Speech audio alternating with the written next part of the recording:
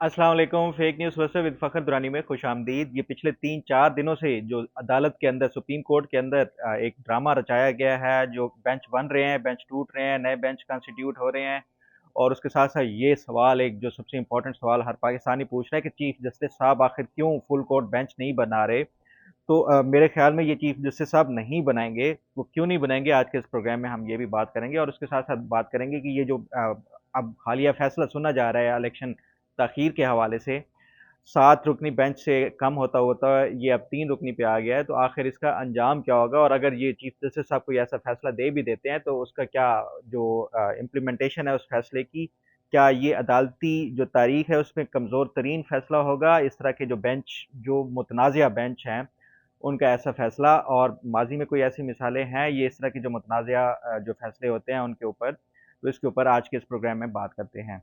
सबसे पहले अगर हम ये बात कर लें कि ये जो आखिर अदालतों के अंदर ये इस तरह जो जजेस के जो इख्तलाफात हैं, क्या पहले भी इस तरह के मौके आए हैं या नहीं आए।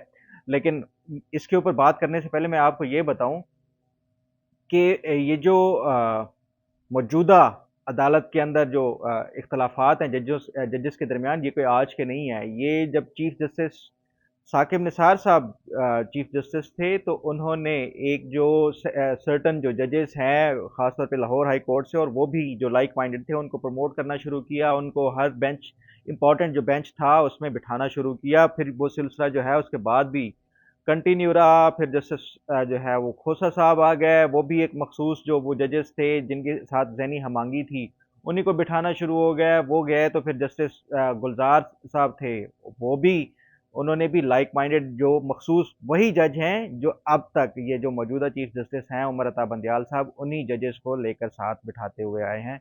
हर इम्पोर्टेंट जो मुकदमा है पाकिस्तान का, जो कॉन्स्टिट्यूशनल जो मैटर्स हैं, उसके हवाले से भी जो इम्पोर्टेंट इस तरह के मुकदमात आए हैं, उनमें एक जो मखसूस जजेस का है जिसमें उनको बिल्कुल इग्नोर किया गया, जबकि एक दूसरी साइड को हर इम्पोर्टेंट जो मुकदमा था उसमें बिठाया गया। और उनके हमेशा से जो रिमार्क्स रहे हैं, वो एक उनका टिल्ट रहा है और सामने नज़र आता है। उन्हीं टिल्ट की वजह से और उनका जो झुकाव है, ये जो उनके रिमार्क्स की वजह से, तो अब जो भी बेंच कॉन्स्टिट्यूट होता है वो पाकिस्तान का हर बच्चा बच्चा अब जानता है बेंच कॉन्स्टिट्यूट करने से ही कि कौन सा जो है ना फैसला आने जा रहा है। यही वजह है कि ये जो मौजूदा 5 रुकनी बेंच बना जो इलेक्शन ताखीर के हवाले से, तो उसके ऊपर भी लोगों ने, जब ये बेंच ऐलान हुआ कि ये जजेस बैठेंगे इस बेंच में, तो लोगों ने कहा कि ये 3-2 से फैसला आएगा। और वही हुआ कि 3 जो जज साहिबान हैं उसमें chief justice Umar Ata Bandial, justice Ejazul Ehsan और साथ जो जस्टिस मुनीब अख्तर हैं। ये जो जस्टिस एजाजुल एहसन और जस्टिस मुनीब अख्तर हैं, ये आगे मुस्तकबिल के चीफ जस्टिस भी बनना है इन्होंने। तो इनका हमेशा से जो पॉइंट ऑफ व्यू रहा है, एक जो पीटीआई के हवाले से, वो फेवरेबल रहा है। और यही वजह है कि जो भी पीटीआई से रिलेटेड कोई इंपॉर्टेंट केस आता है, तो ये 2 जजेस साहिबान हमेशा हर बेंच का हिस्सा होते हैं।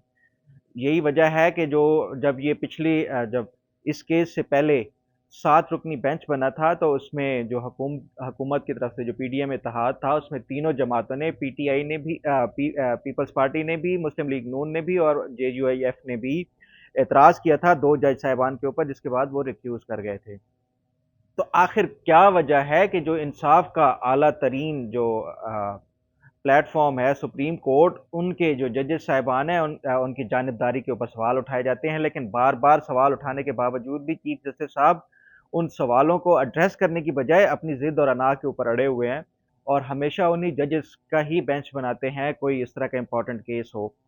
क्या वजह है कि जो सीनियर प्यूनी जज हैं जस्टिस काजी फायज ईसा, या उनसे जो सेकंड सीनियर मोस्ट जज हैं जस्टिस सरदार तारिक मसूद साहब, या जस्टिस याया अफरीदी साहब हैं, या इस तरह के जो जजेस हैं जो क्रिटिकल हमेशा वो करते हैं, उनको आखिर क्यों नहीं बेंच में बिठाया जाता इस तरह के इंपॉर्टेंट केसेस में।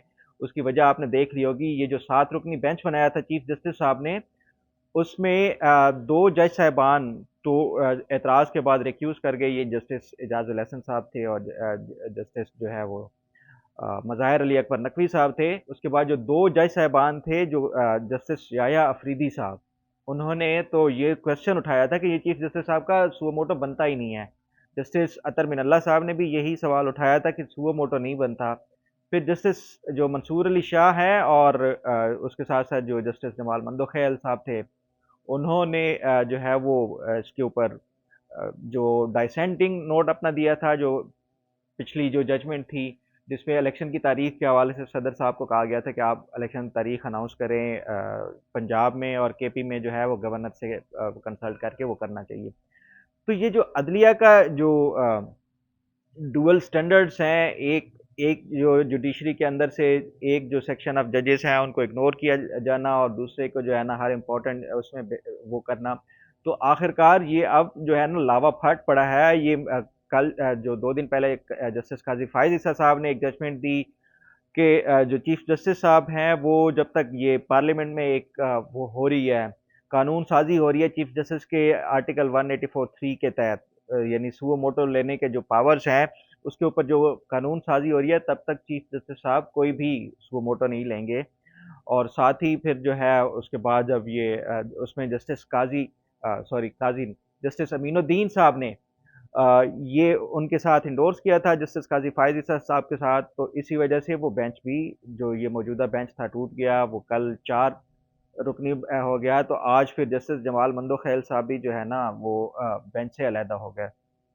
तो ये जो बेंच टूटने का सिलसिला है, ये जो दरारें हैं जजेस के अंदर, ये आज की नहीं, जस्टिस साकिब निसार के दौर से शुरू हो रही थी, लेकिन अब जो है वो लावा फट गया है।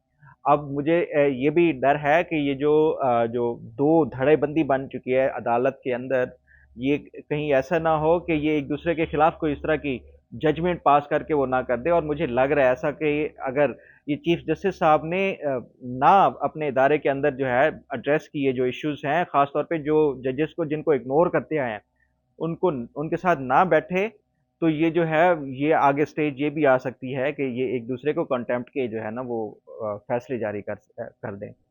तो एक तो ये बात होगी। अब बात करते हैं कि ये क्या चीफ जस्टिस साहब कोई लार्जर बेंच बनाएंगे या फुल कोर्ट बेंच बना के ये जो इलेक्शंस की ताखीर का मामला है उसको एड्रेस करेंगे या नहीं करेंगे। तो मेरा जो ख्याल है कि अगर ये चीफ जस्टिस साहब लार्जर बेंच बनाते तो ये पहले दिन ही बना देते। अब जो उनकी जो अना है ना और जो जिद है वो आड़े आ चुकी है। अब वो अपनी एक इंडिपेंडेंस को कि जज जो है वो आज़ाद होते हैं, अदालत उस्मा जो है वो आज़ाद है, उस इंडिपेंडेंस को शो करने के लिए पब्लिक ओपिनियन की उसके ऊपर नहीं जाएंगे, क्योंकि अब पब्लिक ओपिनियन आ गई है। हर सियासी जमात ने, मीडिया पे लोगों ने, ये तमाम ने जो है ना एक चीफ जस्टिस साहब से मुतालबा करना शुरू कर दिया है कि आप जो है फुल कोर्ट क्यों नहीं बनाते।